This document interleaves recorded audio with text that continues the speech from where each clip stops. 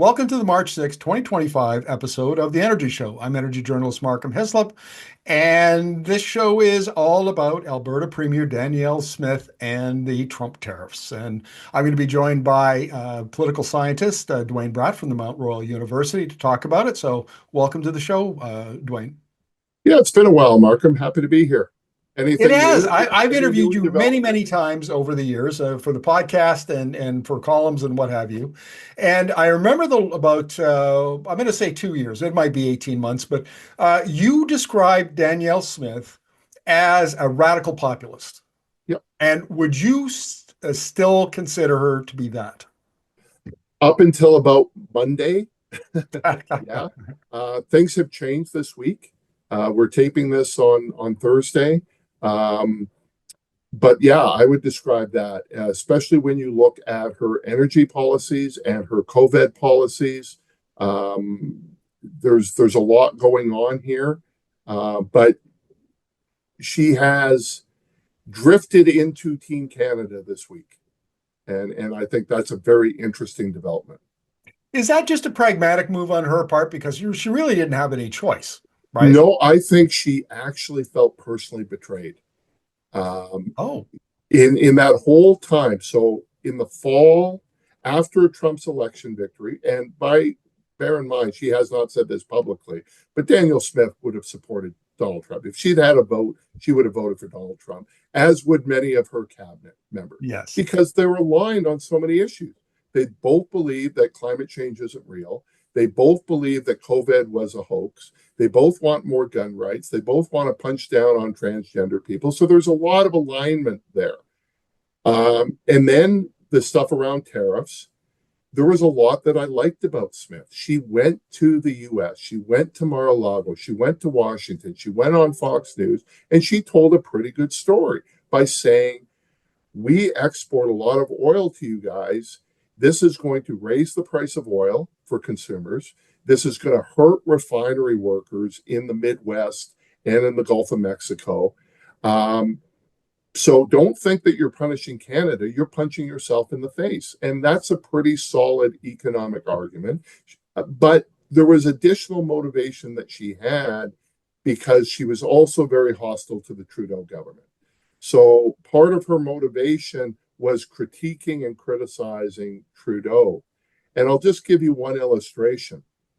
Back in January, she put out a statement that said, Government of Alberta statement on Trudeau's tariffs. Mm-hmm. Well, it wasn't Trudeau's tariffs. It was, I guess you could call it Trudeau's retaliatory tariffs based on Trump. And she had the American flag and she had the Canadian flag, but she covered up the maple leaf. So it looked like an American flag. And then you read the statement, there's nothing about Donald Trump. You would think that Justin Trudeau was getting up in the morning going, we're going to put retaliatory tariffs and we're going to block exports of oil and gas to the United States without any context. And I think that showed where her mind was.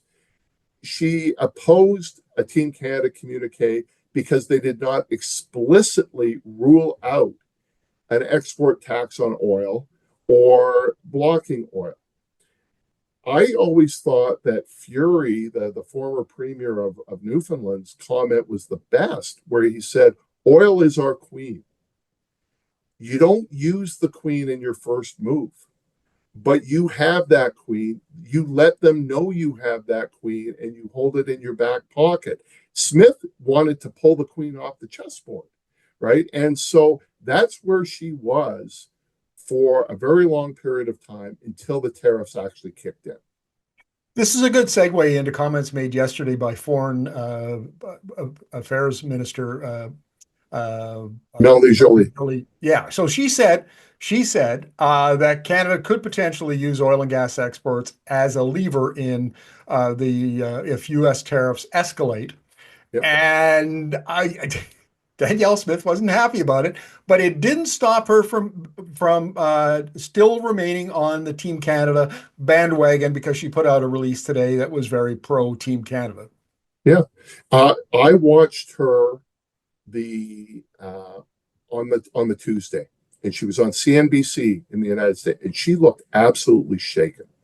Um, and she seemed just so betrayed and disappointed that all of her lobbying work hadn't succeeded.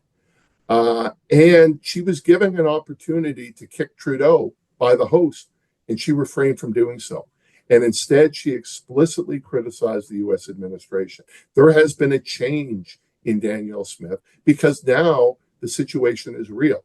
I wrote a Globe and Mail op ed in January where I made this case about how Smith's motivations was really more about Trudeau. She was aligned with Trump.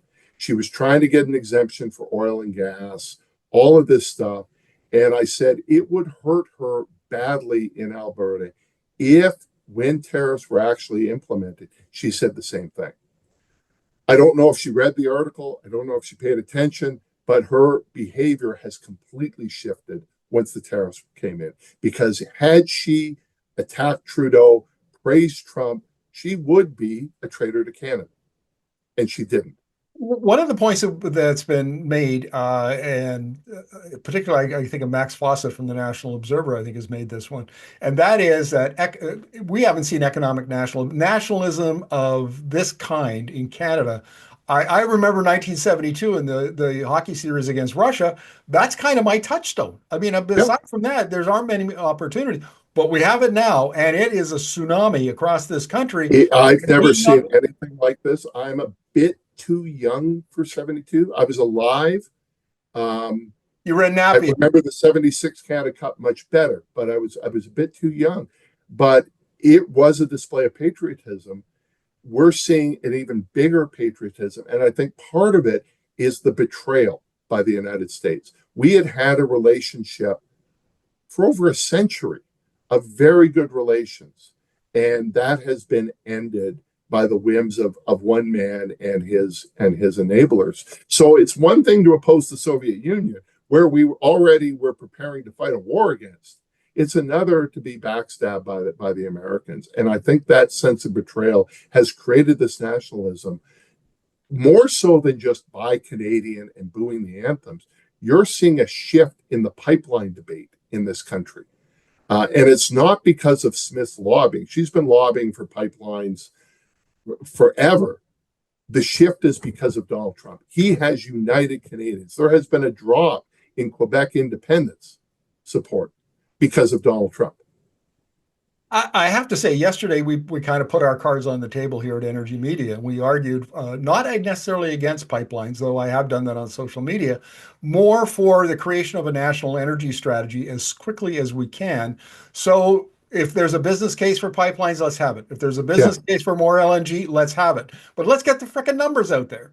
We can't yeah. make, and not only that, public money is going to have to be involved in these projects, whether it's 100% or some other smaller percentage. And we saw that with Trans Mountain. Much of Trans Mountain's supply doesn't go to Asia, it goes to the United States, it goes Yeah. to California. Uh, but what it does do is it provides an option now, Yes. a more expensive option, but an option. And that took federal money to get that thing built. And so when and Smith has praised Trudeau for getting TMX built, it takes her a while to get there. But Yes. the oil sector should be very thankful that it gives them an option. Now, I do know that Trump just recently dropped all tariffs again for 30 days. Um, Oh, no, hang on a second. I had heard that he had given the auto sector a carve out and he was no, now it's considering other everybody. ones. He's Now delayed it's the. everybody. As long as you're compliant with the USMCA, which is what was going on already. And he had done that to Mexico this morning. Now he's doing it today. Well, you know what? So it's a moving target. But the thing is, it's already causing damage. Just the threat of tariffs causes damage, and the patriotism that you described and the nationalism that you described isn't going to end. It's going to continue. Yeah, I'm really surprised at the bitterness. I have to give you a little anecdote because you were too young. I'm going to explain this. When I was 12 years old in 1971 in Thompson, Manitoba, the Yeah, Thompson Hawks were the senior A hockey champions, and the Russian national team came to town to play them a game. And the Canadians were so arrogant. I'm telling you, everybody thought we would. the final score was 23-1 Yeah. against they literally played pond hockey and keep away hockey from the Canadian. So when 72 came along, I was, oh no, I've seen these guys. I know what's coming. And sure enough, that turned out it was a little appreciative. So anyway, just apropos of Yeah. nothing. I like telling that story. Okay, well, look, so I want to the Now, to be fair, Smith is still opposed to an export tax, of and course. and that's fine. And she makes a very strong case about just banning it because a lot of the oil goes through Michigan on the way to Sarnia and all of that. Well, some What of it. I'm more intrigued by is the idea of a production drop A that both curtailment. Kenny, Notley, Lougheed have done in the past, because that would raise the price and so it would be a way of avoiding the tariff, not avoiding the tariff, but a way of counteracting the tariff. She's put cold water on that, but I want to see what the industry starts to say about that, because that, to me, seems pretty sophisticated way of addressing, at least on the energy side.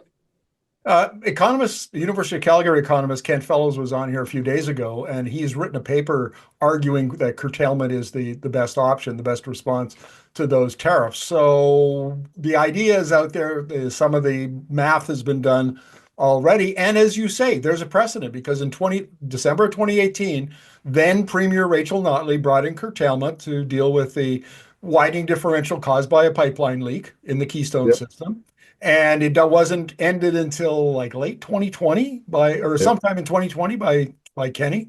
So yep. we know how to do this. We know which levers to pull and how to basically manage something like this. Yeah, there are ways around that. And again, this isn't option one, right? Option one is what the initial retaliation was. This would be step 5, step 6, but Right. it's not something you take off the table. You keep in your back pocket.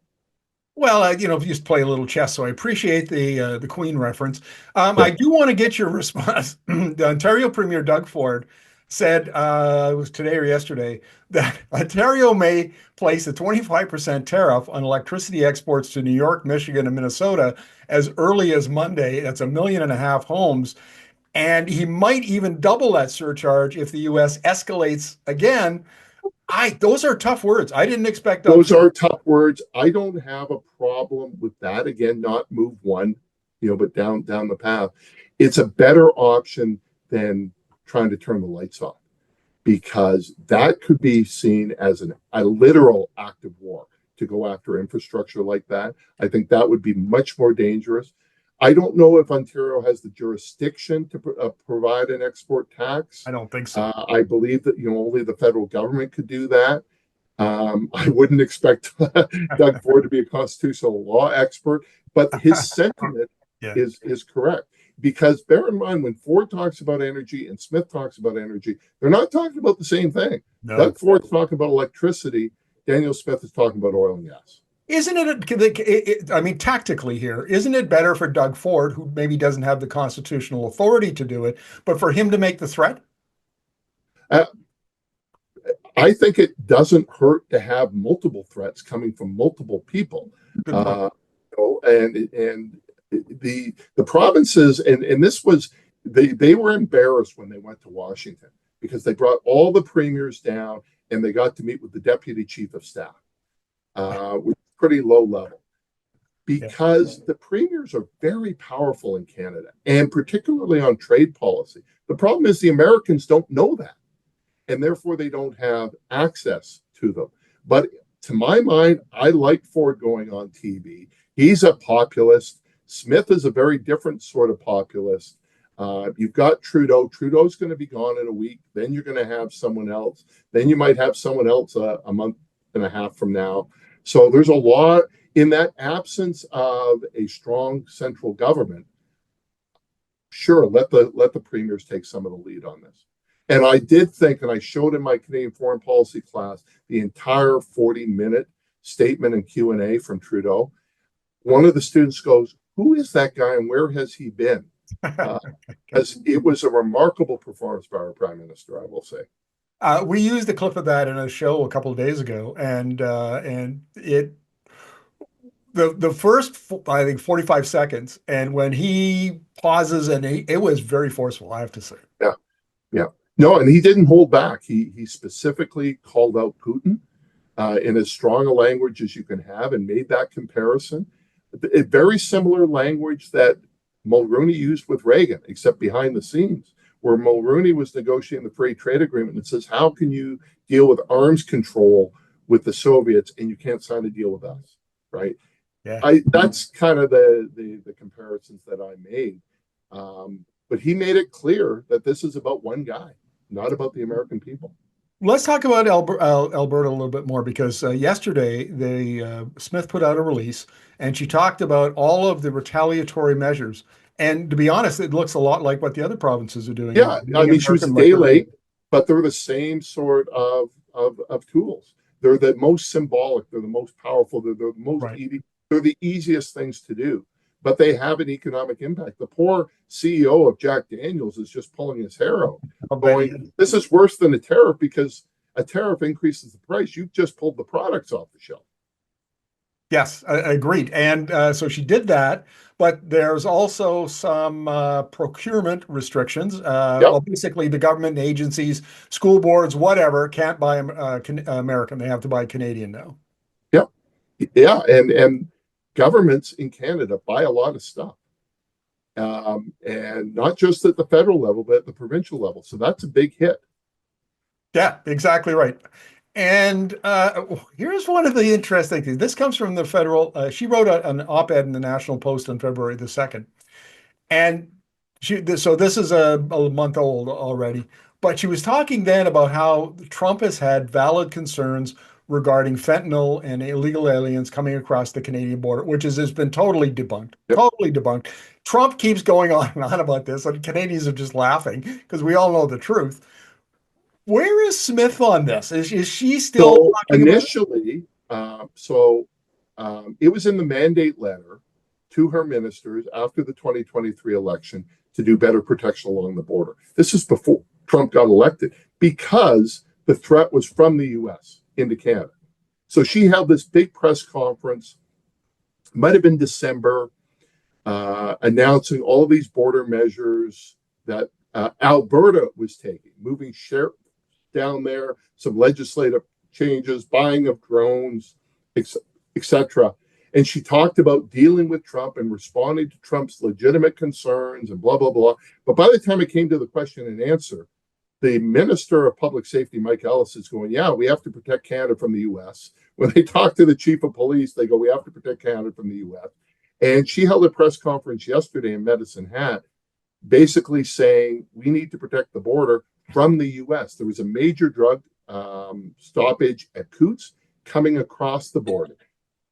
And so what we're seeing is a realization of the reality that Smith is now facing.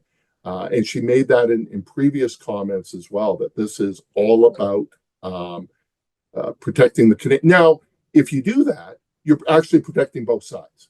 So if you're Trump, it looks like you're responding to him, when in fact, what you're doing is protecting yourself. And I think that's a good thing. How is this playing in Alberta? Because I mean, the oil and gas stuff, all she's done is come out and say, we need pipelines everywhere, east, west, Yep. north. I mean, that's popular in Alberta. LNG, another popular topic. So how is that? How is So what that has message playing? so in the lead up to this week, there was a minority that was quite critical of Smith. But she had the support because she was seen to be fighting on behalf of oil and gas and fighting Trudeau. Now, a lot of those criticisms have ended, but some of her base are now the ones opposing her, right? So there's this crackpot lawyer and a couple of his buddies have gone to Washington to meet with Trump to get Alberta as a 51st state. This guy's a crackpot. He made that announcement that he was going to Washington at an anti-vaccination event. So there are those groups that were part of Wexit to separate Alberta from Canada. Now they want it to become part of the US, right? So those are fringe elements. And what has been really refreshing has been Jason Kenney. If you get an opportunity, watch some of the Twitter feed of Jason Kenney. Oh, I've been reading it. Trust me. And he's never been a Trump supporter. Um, and he's gone after Maple MAGA. Now, bear in mind, some of that Maple MAGA are the people who removed Kenny from office And put because him there in the people first that place. love Trump, also hated public health restrictions and all these sorts of things. So he's got, some bite to it, but it's been really, really refreshing. Yeah, I mean, I was critical of 2018, 2019 because I knew some of the people that he was appealing to who were Yeah, kind of Maple MAGA, and that's yeah, partly the coalition he put together to get yeah. himself into power. And then they Yeah, no, turned on him. and sure enough, he was the sorcerer's apprentice, and all of that happened. But he's had time to reflect and realizes that now, and I thank him for making those comments. Look ahead a little bit and get out your crystal ball. And I know we'll take everything you say with a grain of salt because who can predict the future, right? But if looking out into the future of the next 2, 3, 4 months, what do you see happening? I think we're just going to continue to play the song and dance with the United States because every time Trump puts the tariffs on, the markets react in a very bad way, and he gets a lot of pushback. I think it's the threat. It's the threat that he likes. And if you keep threatening every 30 days, the focus is all on you. What's he going to do next? Right? Bloomberg just put out a list of the timeline tariff, and it goes back and forth and this, because he has no impulse control. Right. And we see that all around. And I think to a certain extent, Trudeau was right when he said, this isn't about the border. This isn't about the trade deficit. This is about causing as much economic harm to Canada so he can annex it. Um, it may have started as a joke. I don't think he treats it as a joke now. And I was fascinated watching CNN on Tuesday because they were interviewing Republican senators who all called Trudeau Governor Trudeau, because it's a big gain to them. But the threat of tariffs does cause economic dislocation. One of Jerry Butts was in the news a week or two ago saying that Trudeau's former right-hand man up until Yeah. 2019 ran the prime minister's office, saying that Trump made this under his previous term. He was making these kinds of jokes, but it was always in private, not in Yeah. public. And now he's And he had people around him to say, shut up. Right. yeah Now, all of yeah. those people are gone. Right. He has removed them. And he's got sycophants everywhere um, saying the same thing to him. As a political scientist, is there any kind of precedent in North America, like the United States or Canada, for this kind of government, for this kind of leadership? You've you've got to go back to the 19th century, right? This Really? He's talking like gunboat diplomacy. He's talking when he talks about McKinley, who had huge tariffs. Part of what he was trying to do was annex Canada. The irony is, and I've told this to students, two of the major drivers for Canadian Confederation in 1867 was fear of annexation from the United States and the collapse of a free trade agreement with the United States. Yes. That looks like 2025 now. He has reversed a century of Canadian American cooperation. He has reduced 80 years of European cooperation. He is praising Putin and criticizing Zelensky. And if I'm a European and I see what he's doing to Canada, I'm going, if he can do that to Canada, he can do that to France. He can do that to Germany. You can do it to anyone. Yeah. One of the things that we And what he fails to understand is Canada has tools. Yes, we are 10th the size of the United States, but we're the 10th largest country in the world economically out of 193. We have ways of hurting the Americans. When Mike Myers said elbows up, what he meant was the Americans body check us into the boards, but they're going to take an elbow in the teeth in the process. So we have mechanisms. I don't think he realizes that. As a former hockey player, I can tell you elbows up and drop the mitts are common phrases when you're Yeah. playing the game. Yeah. And I know you're a big lacrosse fan. I watch your Twitter feed all the time. Must be the same there. Now, Some look, similarities there. yeah, very similar. Um, what I wanted to talk about was the integration of the Canadian American economy, because I told this anecdote many times, but in 1988, when we had an election, and it was on the free trade agreement that had been Yep. negotiated with the U.S. And one of the criticisms there, what the critics said, if we integrate more with the U.S., that's going to cause us problems down the road. We're more vulnerable. Well, here we are. Yeah. But No one could what have has been, anticipated. what has been, the bell has been rung, and I'm not sure we can unring it, even on energy. Yeah. You know, so there are critics, who are taking a victory lap from '88, saying, "See, we were right. No one could have anticipated a Donald Trump presidency." Right? Yeah, that's If you true. had said in '88, "Yeah, there's going to be this guy, and this is what he's going to do," they would have locked you up and thrown away the key. But it is one thing. We used to have very high tariffs between Canada and the US because we weren't integrated. But once you integrate, it is very difficult. It's like a marriage, not for 10 years, but 100 years. And it's not one marriage, it's 40 million marriages. How do you write that up? So Trump is going to the automakers, move your plants. Just move your plants.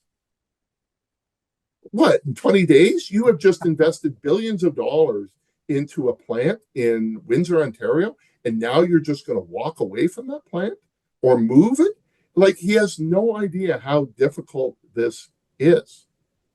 And not only that, but it's like, and you mentioned this, the automaker CEOs who called him up and got him Yeah, to with the carve. But it seems like whoever talks to him last is the one that gets the response. And I imagine, the American Petroleum Institute's CEO phoned him up, and that's why we had yeah, 10% tariffs instead of yeah, 25% on oil and gas. And I imagine, the CEOs have figured this out. His yeah, phone must be just red hot. yeah. Absolutely. Because he doesn't listen. Telling him this is going to affect Canada doesn't mean a damn thing. Having Democrats tell him this affects the United States doesn't move anything. What moves are billionaires in the stock market. Even consumers aren't, he doesn't care about consumers. He doesn't care about farmers. I'm watching an interview with this farmer going, USA is not buying our grain anymore. Um, he's putting tariffs on fertilizer and our ability to sell our grain. And we had all of these subsidy programs that he's just ended. And these were Kansas farmers who had voted for Trump, right? The economy is a lot more complicated than a real estate deal. I'm not even sure he understood his real estate deals, given the way Yeah. things have turned out. So, final question, Duane, I'll let you go. And that is, are there any long-term implications for the politics in Alberta? And I mean by that, Nenshi and the ND, Nawhead Nenshi, when he became leader of the NDP last year, there was a lot of talk about how he would likely be the government in waiting, which is what the official opposition is supposed Yep. to do, right? He would be more credible at that. And are we likely to see any kind of a swing over in that direction? Not because of Trump. Trump actually may help Smith, Okay. but this AHS procurement scandal is getting worse and worse. The RCMP just announced today that they are launching a formal investigation into it. Um, that's the ticking bomb. That's probably something for a whole other show. Indeed, it is. And just for our international viewers, because we have quite a few of them, Duane is talking about the Alberta Health Services, and there were some very suspect contracts where supporters of the government walked away allegedly with some very large paychecks. Hundreds of millions of dollars Yeah. after tax schemes. Yeah. Yeah, reminds me of the ad scam. You remember Yeah. under Kretchen. Anyway, enough for reminiscing. Duane, thank you very much. It's been very useful and very entertaining. Thank you. Okay. You're welcome. See you later. Thanks for watching the show. We are on a mission to reach 10,000 subscribers and over 1 million views. If you're enjoying the content, give us a thumbs up, share your thoughts in the comments, and subscribe to our channel. Thanks for being part of our community.